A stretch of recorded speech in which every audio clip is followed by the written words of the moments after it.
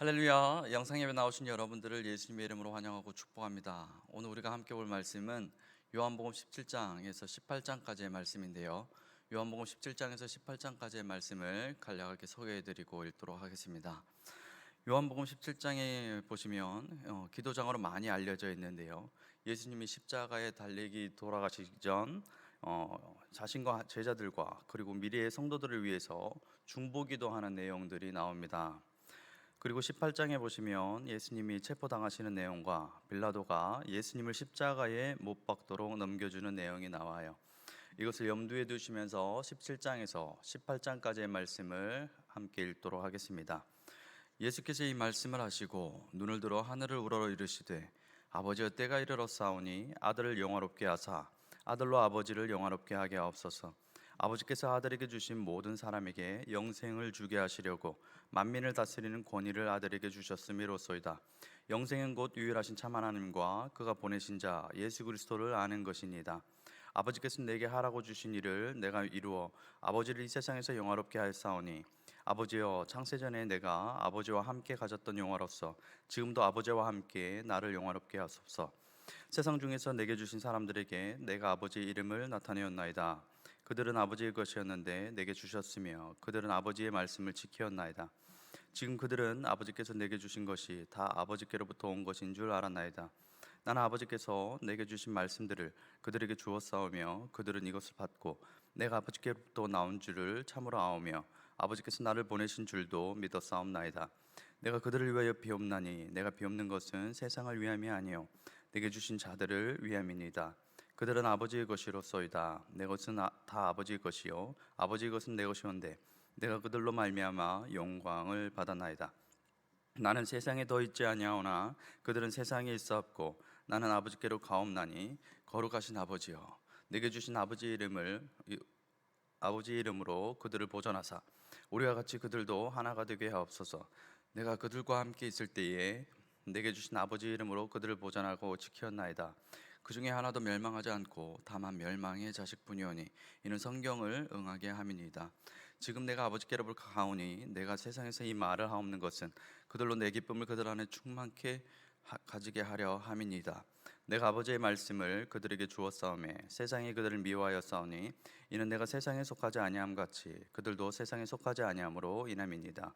내가 비옵는 것은 그들을 세상에서 데려가시기를 위함이 아니요 오직 악에 빠지지 않게 보존하기를 위함이니이다. 내가 세상에 속하지 아니함 같이 그들도 세상에 속하지 아니하였사옵나이다. 그들을 진리로 거룩하게 하옵소서. 아버지의 말씀은 진리니이다. 아버지께서 나를 세상에 보내신 것 같이 나도 그들을 세상에 보내었고 또 그들을 위하여 내가 나를 거룩하게 하오니 이는 그들도 진리로 거룩함을 얻게 하려 함이니이다.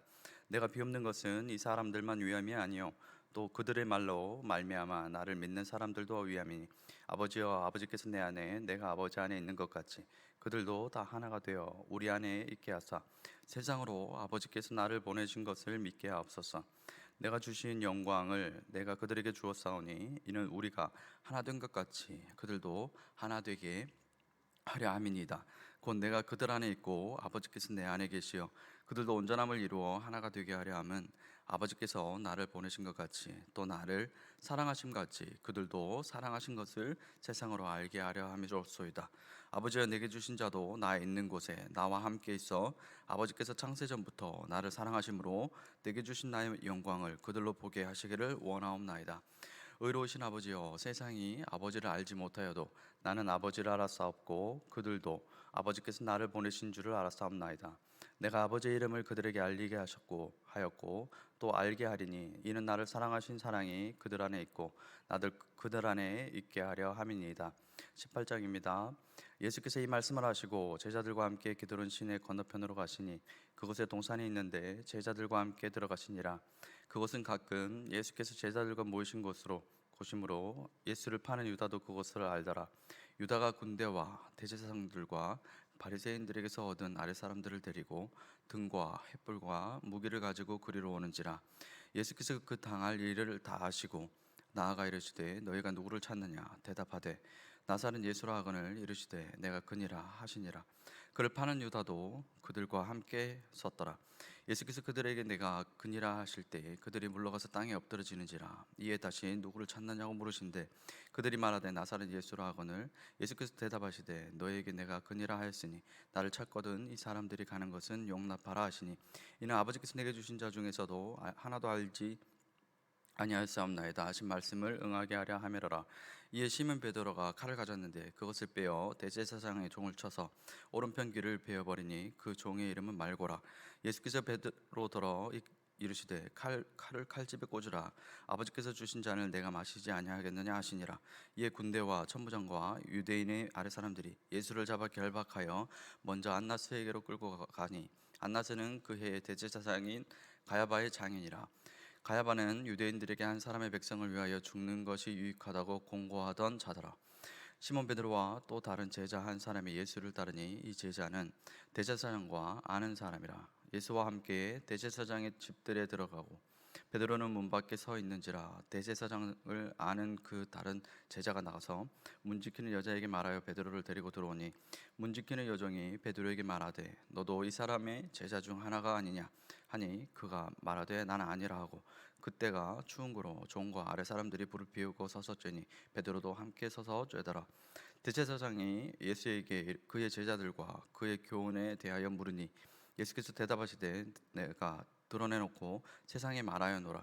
모든 유대인들이 모이는 회당과 성전에서 항상 가르쳤고 은밀하게 아무것도 말하지 아니하였거늘 어찌하여 내게 묻느냐. 내가 무슨 말을 하였는지 그들은 자들에게 물어보라.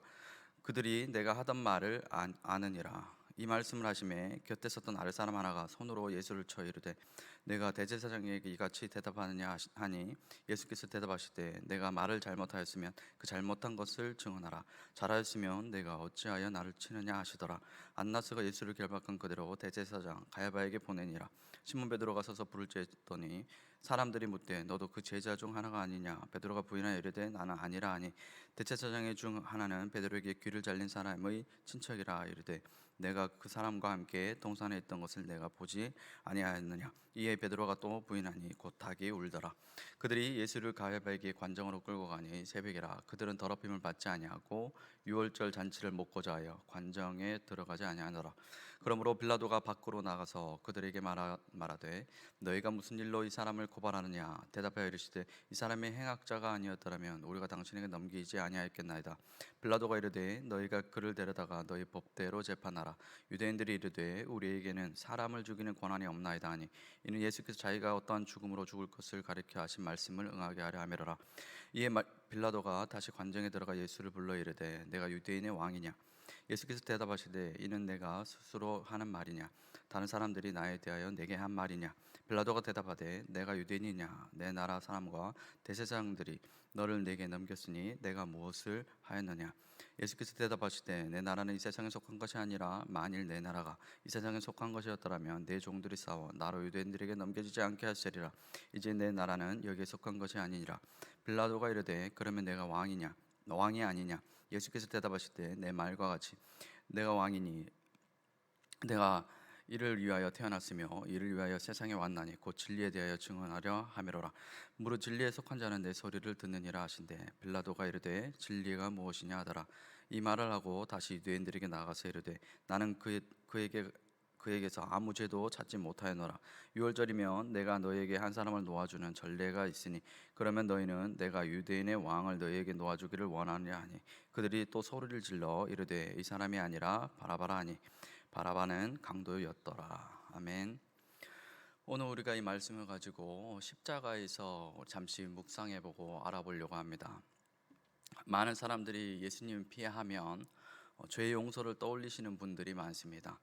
그러나 예수님의 십자가의 피로 우리 죄를 사하실 뿐 아니라 십자가의 피로 우리를 사셨다는 것을 우리가 꼭 기억해야 할 것입니다.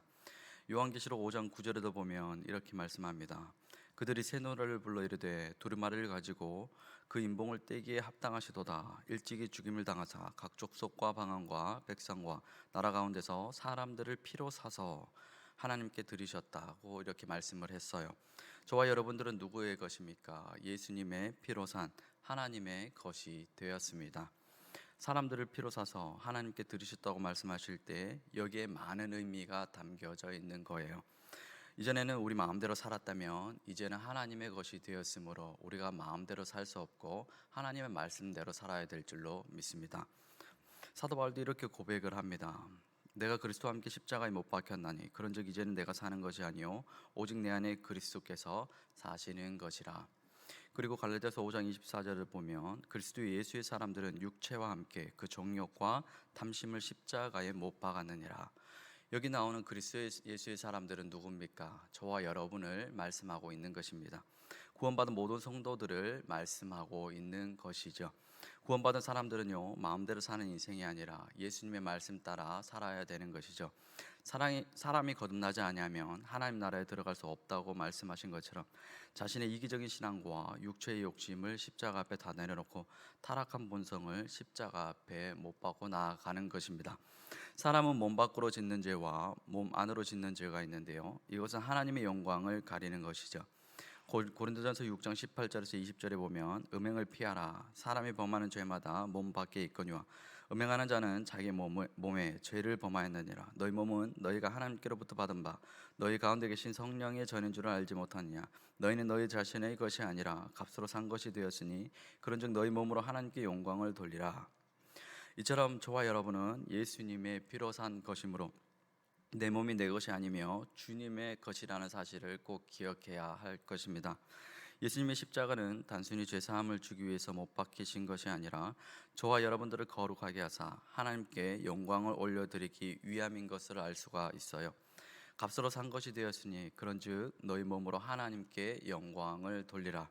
여기서 우리는 십자가를 통해 어떤 교훈을 얻을 수 있습니까? 값으로 산 것이 되었으니 그런즉 너희 몸으로 하나님께 영광을 올려 드리는 것.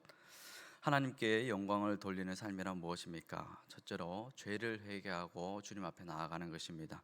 죄는 하나님의 영광을 가리울 뿐 아니라 하나님의 마음을 슬프게 하는 것인데요, 죄의 삭은 사망이라는 것과 사람이 거듭나지 않으면 하나님 나라에 들어갈 수 없다고 예수님이 말씀하신 것처럼 자신의 이기적인 신앙과 육체의 욕심을 회개하는 것과 마음으로 짓는 죄와 육체로 짓는 모든 죄악들을 십자가 앞에 다 내어놓는 것입니다. 타락한 본성을 회개하고 새롭게 될 때 죄인 한 사람이 회개하면 천국에는 큰 잔치가 일어나고 하나님의 영광이 되는 사람이 되는 것이죠. 그래서 예수님은 누가복음 15장 7절의 말씀에 보면 이렇게 말씀을 했어요. 내가 너에게 이르노니 이와 같이 죄인 한 사람이 회개하면 하늘에서 회개할 것 없는 의인 99으로 말미암아 기뻐하는 것보다 더하리라. 이렇게 한 사람이 죄를 회개하고 하나님 뜻대로 살아갈 때 주님의 십자가가 헛되지 않으며 하나님께 영광이 되는 것입니다. 두 번째로 하나님께 영광을 돌리는 삶이란 무엇입니까? 착한 행실로 아버지께 영광을 돌리는 것입니다. 마태복음 5장 14절에서 16절에 보시면 너희는 세상의 빛이라. 산 위에 있는 동네가 숨기우지 못할 것이요 사람의 등불을 켜서 말 아래 두지 아니하고 등경 위에 두나니 이러므로 집안 모든 사람에게 비치느니라. 이같이 너희 빛을 사람 앞에 비추게 하여 저희로 너희 착한 행실을 보고 하늘에 계신 너희 아버지께 영광을 돌리게 하라. 아멘. 아버지께 영광을 돌리는 삶이란 어떤 것입니까? 착한 행실을 통해서 하나님의 이름을 빛나게 해드리는 것입니다. 우리가 살아가면서 거두는 모든 일들과 그것이 명예든 물질이든 무슨 자랑이든 어떤 일이든 간에 착한 행실을 통해서 하나님의 이름을 높여드리는 것이죠. 우리가 사순절을 맞아서 긍휼 씨앗을 통해 여러 사람에게 베풀고 나누고 착한 행실로 열매 맺고 있는데요, 이 모든 하는 일들이 하나님께 영광이 되는 삶이 되어야 하는 것입니다. 결론입니다. 저와 여러분은 예수님의 피로 산 거룩한 몸이 되었어요. 이제 우리 몸은 우리 것이 아니라 하나님의 것이 되었어요. 그런즉 이 세상을 본받지 말고 회개함으로 변화를 받아 착한 행실로 하나님께 영광을 돌리는 저와 여러분이 다 될 수 있는 하루가 되길 예수님의 이름으로 축복합니다. 아멘.